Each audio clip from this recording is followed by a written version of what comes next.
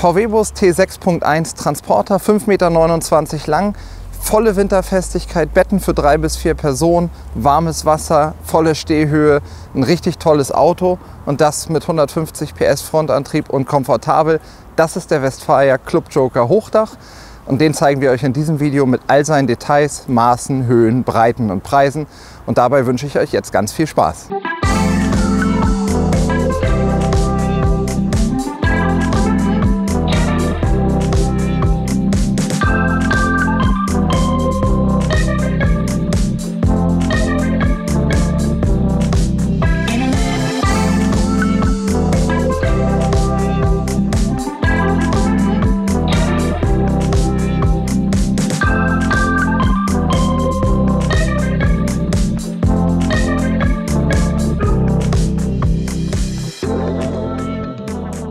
Der Westfalia Club Joker Hochdach ist wahrscheinlich die Alternative für alle, die sagen, der VW California mit seinem Aufstelldach ist mir zu klein und warmes Wasser und sowas will ich alles gerne haben, eine Toilette auch. Und der Grand California von VW ist mir wiederum zu groß. Hier haben wir im Prinzip die perfekte Symbiose. Wir haben ein Auto 5,29 Meter lang, also das ist der VW Transporter mit langem Radstand, ausgebaut als komplettes winterfestes Reisemobil mit allem, was dazugehört. Und die ganzen Haken und Ösen, die ihr mit dem Aufstelldach normalerweise habt, sind hier abgeschafft, weil wir das GFK Hochdach haben. Und jetzt machen wir eine kurze Pause und warten, bis der LKW an uns vorbeigefahren ist. Wir haben in dem Club Joker Hochdach, dadurch, dass er so schmal ist wie ein normaler VW-Bus, die ganze Alltagstauglichkeit, die ihr mit einem kleinen Fahrzeug letztendlich auch habt. Ihr kommt in jede Parklücke, ihr kommt überall durch, weil letztendlich, ob ich 4,89 Meter oder 5,29 Meter irgendwo durchmogel, wenn ich vorne passe, passt es hinten auf jeden Fall auch. Und dadurch verliert man kaum Alltagstauglichkeit gegenüber den anderen Fahrzeugen, gewinnt aber durch das aufgesetzte Hochdach wahnsinnig viel Raum. Das schauen wir uns aber gleich im Detail von innen an.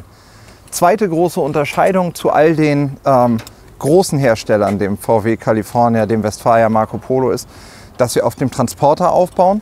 Das hat den Vorteil, dass das Fahrzeug hinten serienmäßig keine Fenster hat. Deswegen kann Westfalia hier den Weg gehen und eigene Fenster einsetzen. Deswegen haben wir hier eine Thermoverglasung, die komplett zu öffnen ist, bei der wir Fliegengitter, Verdunklungsrollo und all die Dinge, die euch am VW California, mit dem ihr unterwegs seid, vielleicht fehlen würden, mit dabei habt.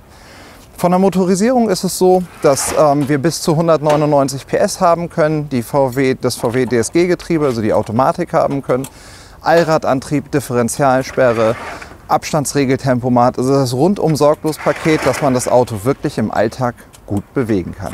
Wir sind ja hier bei Westfalia in Gotha in der Produktion, dadurch ist hier auch normaler Lieferverkehr. Und es war uns eben ein bisschen zu laut, deswegen haben wir den Club Joker mal ein bisschen an die Seite gestellt. Jetzt haben wir den Lärm von der anderen Seite, aber nicht mehr ganz so laut. Wenn ich beim Club Joker Hochdach die Heckklappe aufmache, habe ich im Prinzip direkten Zugriff auf ein paar Sachen. Ich finde es immer toll, wenn Sachen einen festen Platz haben. Bestellt ihr beim Club Joker das Camper Outdoor Paket mit, dann gehören dazu der Tisch und die 2 Stühle hier unten. Der Tisch hat einfach seinen festen Platz hier oben an der Wand dran, das finde ich super praktisch. Habt ihr den nicht, sind die 2 Haken trotzdem da, dass man das wie eine Art Mini-Garderobe benutzen kann. Und zu dem Camper Outdoor Paket gehören die beiden Stühle. Das sind so eine Art Regiestühle. Okay, das ist noch fest verpackt. Es ist halt ein kleiner Stuhl, muss man gucken, aber es ist natürlich auch ein kleines Auto und da geht es ein bisschen auch auf Packmaß. Was wir für den einen oder anderen Kunden schon mal gemacht haben bzw. gesehen haben, das fand ich persönlich von der Lösung auch gut. Die haben sich Stühle hier drauf gehängt und dann einen Alu-Rolltisch unten reingenommen und dann hast du im Prinzip mehr Raum unten zum Stauen, weil letztendlich bei so einem kleinen Auto, 5,30 Meter VW-Bus, zählt ja doch jeder Zentimeter und man kann nicht einfach alles reinschmeißen, wie man will. Hier unter dem Tisch die normale Tedford Kassettentoilette, wie man das aus den großen Fahrzeugen auch kennt mit der Trolley-Funktion. So ein voller Tank wiegt eben eine Menge, ist vielleicht nicht hübsch damit durch die Gegend zu laufen, aber funktioniert hervorragend. Und für denjenigen, der sagt, Toilette in so einem kleinen Auto ist mir vielleicht ein bisschen eng alles. Wir haben schon das eine oder andere Mal eine Sog-Toilettenentlüftung hier eingebaut. Sog-Toilettenentlüftung heißt, dass im Prinzip, sobald du den Schieber drinnen aufmachst ein kleines, wie so ein Computerlüfter anspringt, oben Unterdruck erzeugt, alles was müffeln könnte, sowohl die Abgase, die daraus kommen, als auch die Abgase, die aus euch kommen, rausgezogen werden und durch einen Aktivkohlefilter nach außen gepustet werden. Und damit ist das Thema Geruchsbelästigung im Auto erledigt. Und umso kleiner der Raum wird, umso sinnvoller ist es natürlich, solche Dinge draußen zu halten. Hier daneben haben wir einmal einen Stauschrank, unten in der Ecke den Gaskasten. Auch hier haben wir das Westfalia typische Prinzip, Kompressor, Kühlschrank und Dieselheizung in dem Fahrzeug mit drin. Das heißt, ich brauche das Gas nur zum Kochen. Deswegen reicht in dem Fall die 2,8 Kilo Gasflasche. Das ist diese blaue Camping-Gasflasche. Und darunter, ich nehme mal die Stühle kurz raus, dass wir einen Blick in den eigentlichen Stauraum werfen können. Schon einen vernünftigen Stauraum, wo man eine ganze Menge mit reinbekommt. Und man muss sich halt immer wieder vor Augen führen. Wir haben ein 5,29 Meter langes Auto. Es hat einen Doppelboden hinten. Und in diesem Doppelboden, da quasi hinter der Bank, haben wir den Frisch- und den Abwassertank mit drin. Das heißt, wir haben hier im Prinzip, obwohl es eines der kleinsten Fahrzeuge ist, die wir von Togo im Programm haben, einen Kastenwagen, der komplett winterfest ist, weil Frisch- und Abwasser im Fahrzeug gelagert werden. Bei den meisten größeren Autos ist es ja so, dass ihr den Abwassertank Unterflur habt für mehr Raum innen drin und damit muss der eben beheizt werden und das fällt hier alles weg. Also der VW Club Joker oder der Westfalia Club Joker ist echt winterfest. Kann man gut machen. Auch mal Nordlichter im Winter in Norwegen anschauen, was ich auch schon mal machen wollte. Falls mal jemand von euch ein schickes Foto von seinem Auto vor dem Nordlicht hat, verlinkt das mal bei Instagram, dass wir mal alle einen Blick dazu haben. Und für die, die das noch nicht gemacht haben, folgt uns auch bei Instagram. Da machen wir ab und zu mal einen kleinen Eindruck, wie wir im Alltag oder was wir im Alltag erleben. Oder auch jetzt, wenn wir die Fahrzeuge filmen. Ja, gehe ich an der Seite vorbei, habe ich zum einen nochmal den Gesamtblick auf den Club Joker.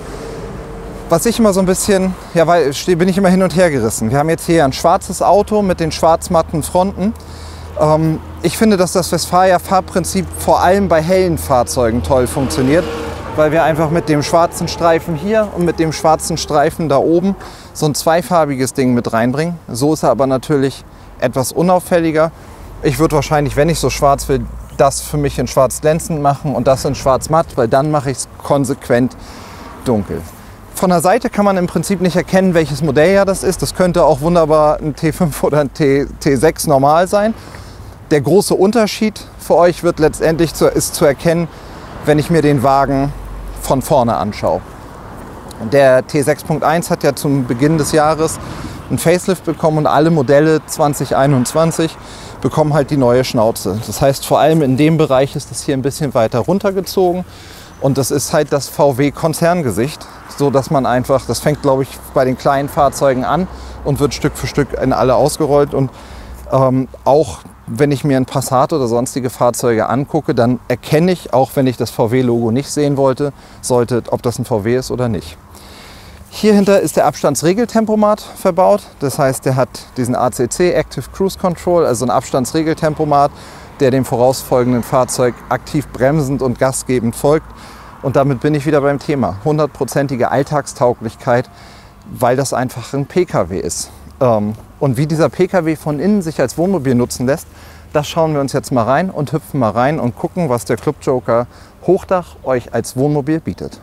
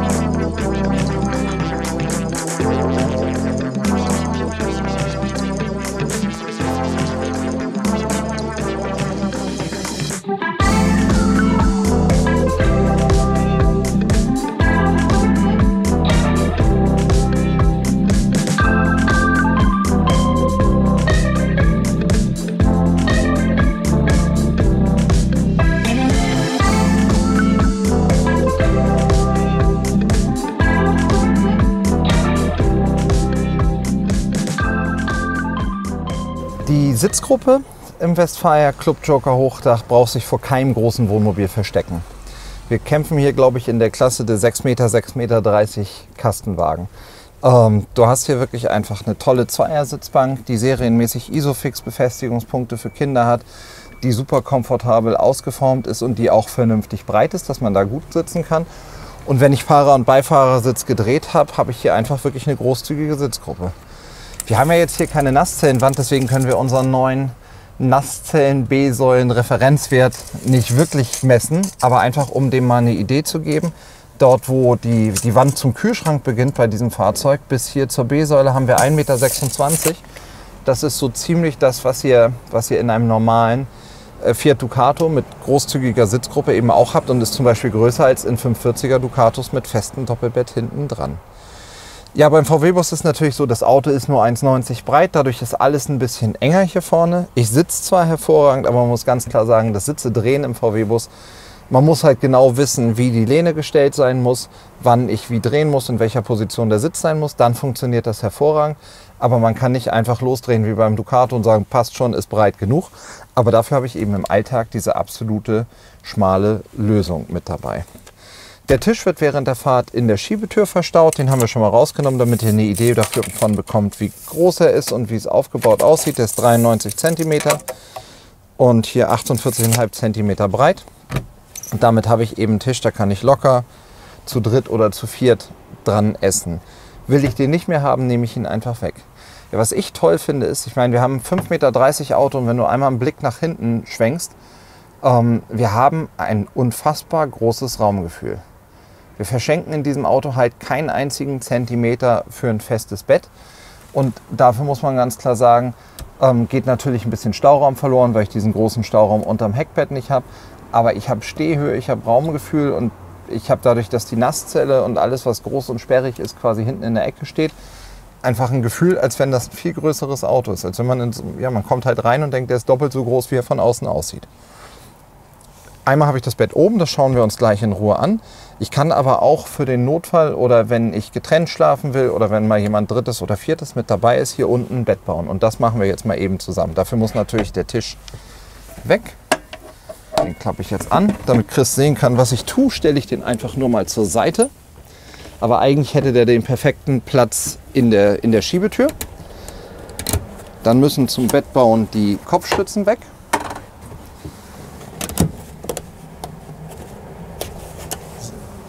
Wenn ich die Kopfstützen weg habe, dann kann ich normalerweise, da ist er ein bisschen versteckt, habe ich hier eine Schlaufe. Einmal die Bank entriegeln, dann das Ganze nehmen.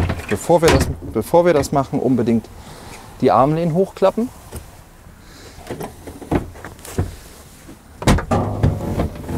Und dann klappe ich das einmal rüber und zack, habt ihr ein richtig schönes, festes Bett unten. Das Bett so ist natürlich eine dünnere Matratze, aber auch da kann man sich jetzt einfach mit einem Topper das noch bequemer machen. Hat hier an seiner breitesten Matratzenstelle 1 Meter Breite und die berühmte gefühlte Breite drüben bis zum Fenster ist 1,10 Meter. Von der Länge, das messen wir dann in dem Augenblick auch noch mal schnell mit, haben wir hier 1,80. Westfalia verkauft das als Doppelbett. Das finde ich recht optimistisch, aber den rechtlichen Ansprüchen genügt. Du kannst aber vor allem, wenn man alleine liegt, ein bisschen diagonal liegen. Und dadurch, dass die eben keine Begrenzung zum Fußende ist, kann man das auch wunderbar irgendwo einen Fuß raushängen lassen. Bevor man ins Bett einsteigt, gibt es hier noch eine Sperre, die arretiert werden muss, damit das Bett nicht wie so ein Schweizer Messer sich wieder zusammenklappt. Das wäre dann wahrscheinlich der Urlaub relativ schnell vorbei, weil entweder Bett oder Mensch kaputt. Aber wenn ihr das macht, dann gibt es auch keine echte Gewichtsbegrenzung, glaube ich, für das Bett. Falls jemand in Regionen unterwegs ist, wo er sich nicht ganz sicher ist, fragen wir das lieber bei Westfalia nochmal nach. Aber ich habe da schon mal eine Nacht geschlafen und das hat auch funktioniert. Rückbau des Bettes ist genauso schnell gemacht. Einfach hier hochklappen, das Bett in die Hand nehmen, einfach runterklappen und einrasten.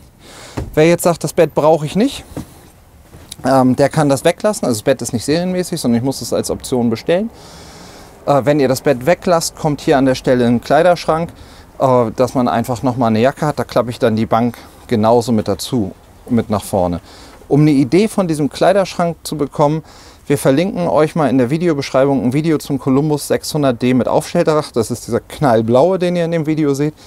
Da haben wir die Sitzbank drin, die ist beim Columbus und beim Club Joker die gleiche.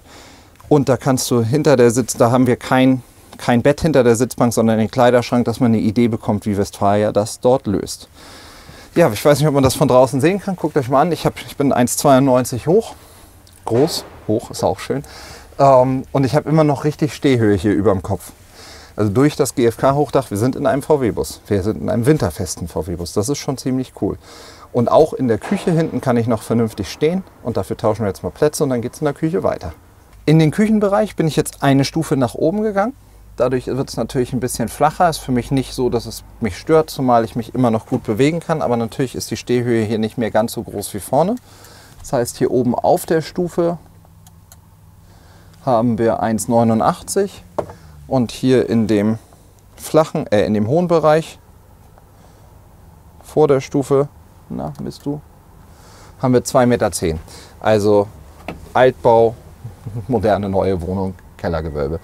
Wobei es nicht halb so bedrückend wirkt wie Kellergewölbe klingt, schlechtes Wort. Aber das Tolle hier ist einfach, dass ich durch die Fenster an den Seiten, ich kann hier wunderbar rausgucken. Ich kann mir die aufmachen, also ich gucke nicht gegen die Wand. Dieses Fenster ist übrigens eine Option, das müsstet ihr separat bestellen. Die beiden Fenster im Dachbettbereich sind serienmäßig mit dabei. Und hier habe ich halt wie eine Art Dunstabzugshaube. Ich kriege frische Luft rein und das, was ich hier vom Kochen habe, kann auch wunderbar rausziehen. Ich habe einen normalen Zweiflammenkocher. Dahinter das Waschbecken, hier hinten in der Ecke nochmal 230 Volt und 12 Volt Steckdosen. Und dann im Küchenblock richtig schön viel Stauraum.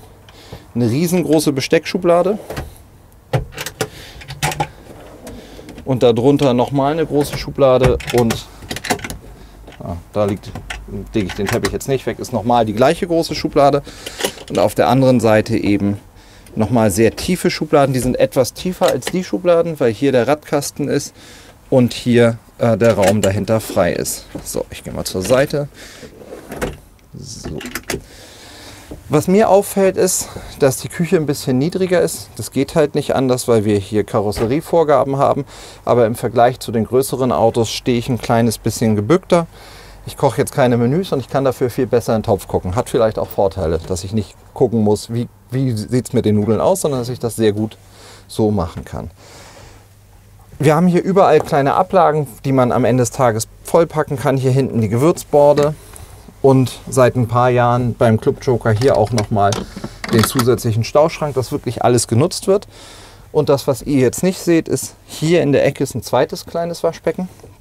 Das kann ich, wenn ich das Fliegengitter nur geklettet rausnehme. Da ist das Waschbecken von der Toilette, Dusche. Da kann ich zum einen natürlich drin in der Dusche duschen und zum anderen kann ich aber eben das auch rausziehen und kann wunderbar das draußen als Außendusche nutzen. Also ihr braucht beim Club Joker beim Club Joker Hochdach keine Außendusche bestellen. Wir nutzen hier den Raum, damit man auf 5,30 Meter so viel unterbekommt, wird der Raum hier doppelt und dreifach genutzt. Ich habe mich nur durch Drehen von der Küche ins Bad bewegt. Auch praktisch. Und zwar zum Duschen im Fahrzeug. Hier ist ein Stück Einlegeboden in der Toilette. Das ist das hier vorne. Das würde man jetzt rausnehmen. Und dann habe ich die Duschtüren. Wir machen das. Wir machen das mal richtig. Nicht faul werden, sondern einfach machen. Einmal Teppich weg.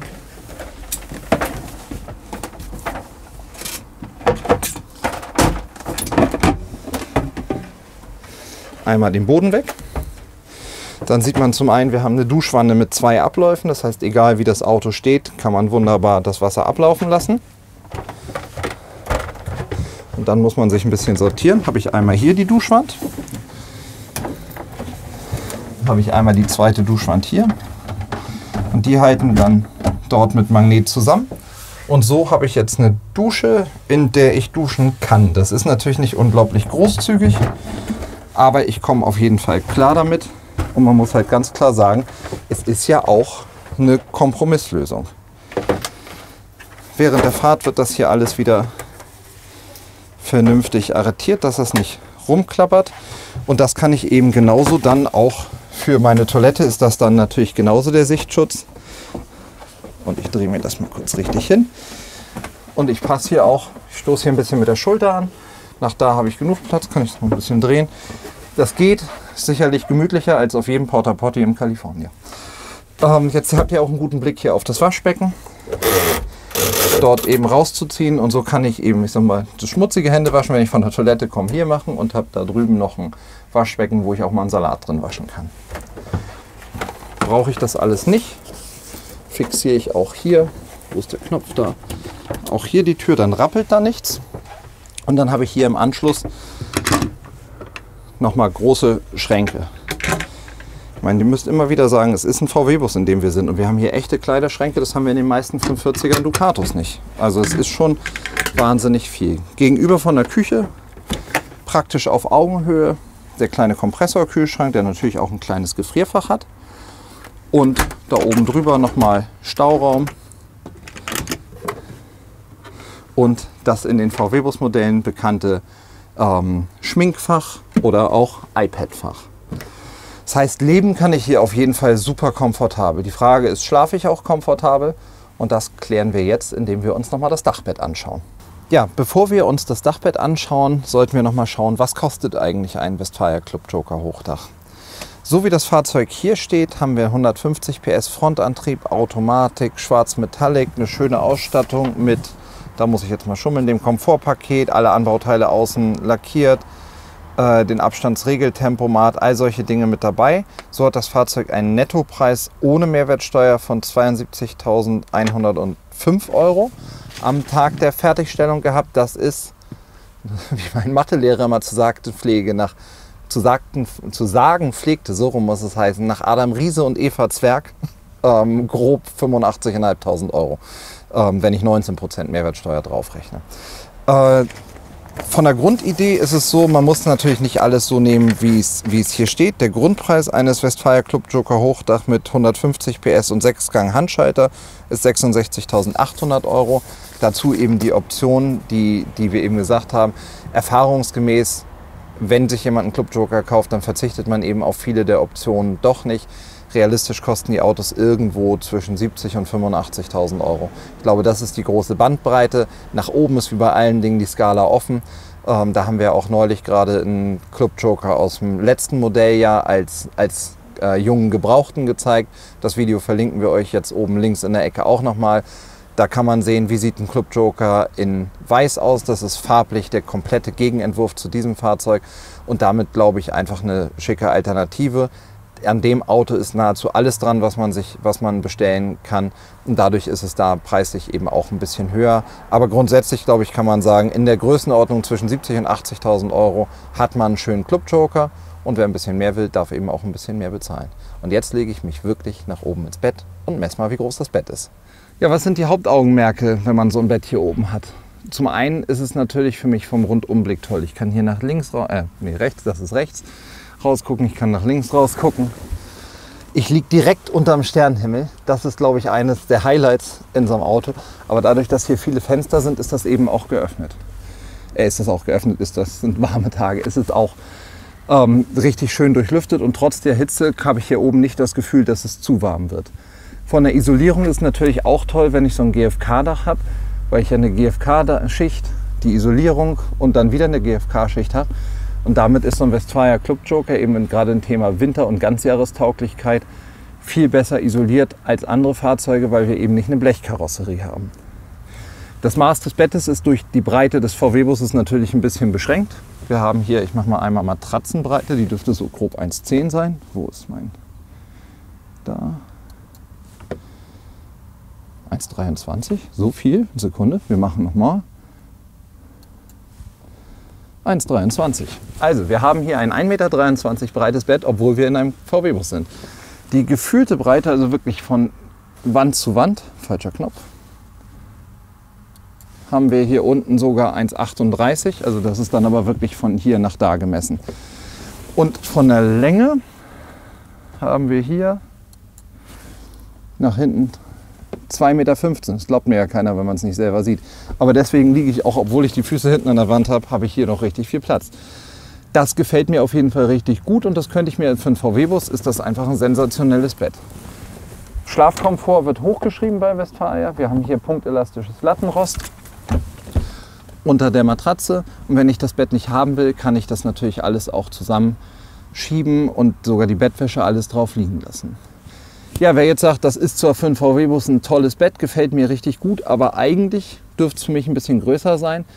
Dem kann ich nur sagen, schaut euch zum Beispiel mal ein Pössl Vario 499 an. Das ist ein ähnliches Konzept. Da haben wir aber, weil er auf dem Fiat Ducato oder Citroën Jumper basiert, nochmal ein deutlich größeres Bett oben und sonst von der Idee aber eine gleiche Aufteilung. Das verlinken wir euch unten in der Videobeschreibung eben auch. Ja, ich hoffe, ihr habt einen guten Eindruck bekommen, was der Club Joker Hochdach so kann, während Chris jetzt die Details filmt, damit ihr euch einen guten Eindruck von allen schönen Sachen machen könnt. Lege ich mich jetzt hier hin, genieße die Sonne von oben, weil die Luft so schön frisch ist und ich trotzdem im Schatten liege. Ich wünsche euch viel Spaß bei den weiteren Videos. Wir sehen uns in Kürze wieder. Bis bald.